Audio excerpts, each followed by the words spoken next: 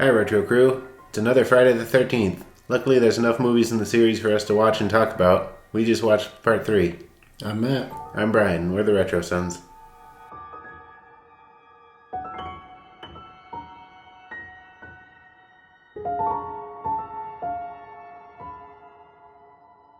This is probably my favorite movie in the whole series. Yeah, it's better than 1 and 2. And they tried going for a 3D type of thing. Yeah, there's a lot of 3D through it. Yeah, it would have been neat to watch in 3D, but I don't think the version we have is like set up for it, is it? It has to be like a special 3D! Because I have 3D glasses somewhere. Yeah, I don't know. Probably. Yeah, but they did make it really obvious, like things, they just kept sticking them in the camera. It was obvious. Yeah, like everything. Throwing things into the camera. Yeah, every chance you could get. But this is before he gets like way overpowered. He was a bigger guy in this too. The guy that played him was big. He's a big guy. So he seemed a little bit more menacing. And it felt like it had a bit more of a story than part 2. Yeah, in part 1. Yeah. And it kind of recapped the ending of part 2 on this one for I don't know what reason, just so you remembered that what Jason Voorhees' mom looked like or something, because you jumped out at the lake at the end. Yeah, maybe. There's no possible way of knowing. They're all going to, what is her name, Chris? Yeah. I guess it was like her family cabin or something. And she recently had a bad experience with Jason. She was like 2 attacked. years before this movie. She was attacked by him, didn't know it was him. She was just chilling out under a tree and he attacked her and she managed to get away. So it like really messed her up. She was scared. Yeah, and this is her first time back to the cabin since that happened. Yeah, she kind of forced herself and her friends to go. She didn't force her friends, but she forced herself to go back with her friends. They shouldn't have done that. Kind of face her fear. Mm-hmm. And this is the one where Jason gets his mask too. Yeah. His most iconic mask. So iconic. I don't know, Shelley was kind of an idiot. He was probably the worst one. Yeah, and everyone seemed to hate him, but they always just seemed to forgive him. Like, he didn't think people would like him if he wasn't always doing something fun, what he considered funny. But, like, pretending he got an axe to the head and that kind of thing. Like, always trying to scare the people. Yeah, that was probably more for us, though, than them. Probably. Just so we thought stuff was going on in the beginning of the movie, when it really wasn't. What was happening was nothing. But he's the one that had the mask, too. Yeah, the hockey mask. Yeah. Then he had this little box, and the girl asked him what was in it. He said, my entire life. Yeah. And there's way more in there than would fit.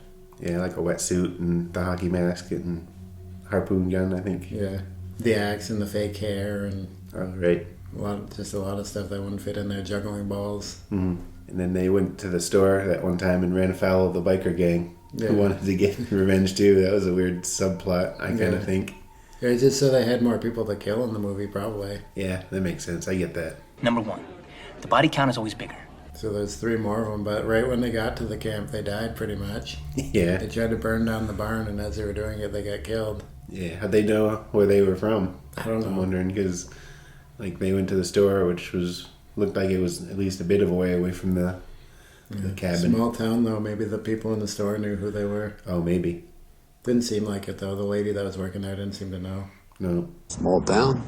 Yeah, because that was one of the friends. It wasn't Chris herself. Yeah. So I don't know. Maybe they just looked around the town until they found the car with a broken window. maybe. No, I think Rick had it with Chris at the time. Oh, did he?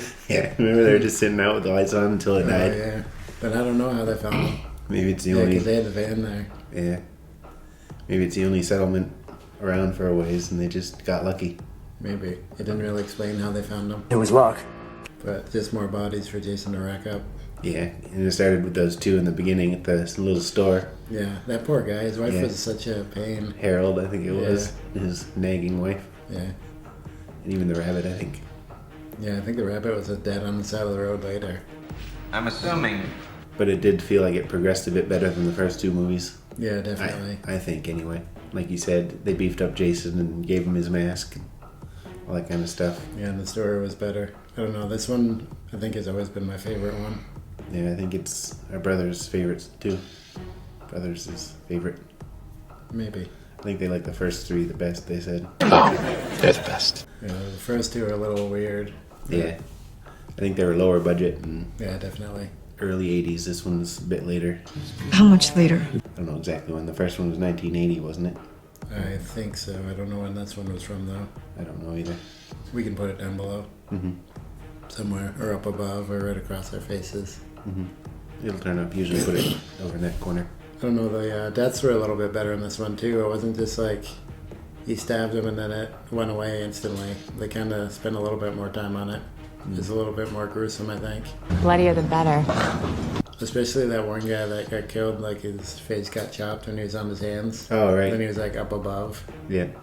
Yeah, he was like cut up pretty bad up there. I don't understand why he put the bloody clothes in the bathtub and left it running. I don't either. But it made no sense! Confuse him even more. Maybe, just to make him look around because it was dripping down through the floor. So she went up to investigate. But I don't know if he was up there waiting for her. I don't think he was he? No. Wasn't he down killing Rick? I think so, yeah. Yeah, he was outside. Yeah, so I don't know. That's a mystery. Spoiler alert, by the way. Rick doesn't make it. Almost 40-year-old movie. I think it's fine to... Or maybe 40-year-old. Yeah, close. Close, anyways. It's really over. I don't know, it's just weird. There's like a weird older hippie couple in there, too. I don't think they're older, but they seem like they're quite a bit older than the kids. Yeah. They're just hanging out with them. You're creepy. Yeah, they were That's always weird, too. Like, especially the guy seems a lot older. Mm-hmm. He seems like he's 10 years or older. I don't know, maybe not. Maybe he just looks bad for his age. Yeah, people back then looked older than they were, I think. Yeah, but all the other ones don't look as old as him. Like Sean Connery was only 31 when he was Bond for the first time. Or Yeah, 32. he looked like he was 45 or 50. Yeah. He's getting so old. Well, that was the 60s, so... This is definitely the high point for the series, I think, though. After this, they start going down a little bit. And the next one is supposed to be right after, and he has, like, long black fingernails, and... Looks completely different. Yeah, it looks completely different, and... Probably dressed differently. I think he's dressed the same in the beginning. Oh. But I don't know how he keeps surviving these things. Like, in the last one, he got a machete in the shoulder. This one, he got an axe in the head. Got stabbed in the leg and the hand. And then the next one, I think he's okay. He's really not. I don't know either. It's just getting a little bit too unbelievable at this point. Yeah, still not as bad as in the later movies. Yeah, when he's like superhuman and they can't slow him down or stop him at all. Mm. In this one, he actually screams when he gets stabbed too, so it makes him seem human. Yeah, he is closer to human now than the other ones. Later on, he gets like left under the lake for a while and gets all rotten and zombie-like. Yeah. Well, he gets buried and brought up and electrocuted back to life. Yeah. Then that one, psychic lady or whatever, not psychic, but Oh, yeah, the telekinetic. telekinetic lady brings him back somehow. It's impossible. Yeah, it gets weird. Mm-hmm. At least he didn't go into space. That one's pretty bad. Just like the Bond movie when he goes into space. Yeah, Moonraker. Yeah. Really bringing it back to Roger Moore's Bond movies somehow. Oh, they're just so bad they always come up. Yeah. Like I was saying earlier, he always got the worst of things in his movies. Worst watches, worst cars, worst line delivery. Yeah. Speaking of line delivery, there was some bad line delivery in this one. Yeah, Rick. Like really, really bad. Yeah, he wasn't very good at all. Yeah. It seemed like he just tried to get all his lines out as quick as possible. Mm-hmm. Bad. Like unnatural. Like just no pacing or anything. He just spits them out. Yeah. Just stiff and wooden, kind of. Yeah. No I mean, in emotion, the nothing. beginning he was okay, but once Jason was around and they were searching the house there, he was like, horrible line delivery. Just Yeah. bad. Where he's like, somebody put this chair there. Something is burning. Why are the lights off? Yeah. Like that kind of. Yeah, like no pause at all in between the questions. Mm-hmm. I've always remembered that. I think parts from part 3 stuck with me the most of any of them. Yeah, me too. Any of the earlier ones, anyway. Was a good one. Alright, so let us know if you've seen this movie. Let us know if Friday the 13th is your favorite. Like, comment, and subscribe. There'll be an orb over here. Watch one of these 2 videos, and we'll see you in the future. To talk more about the past.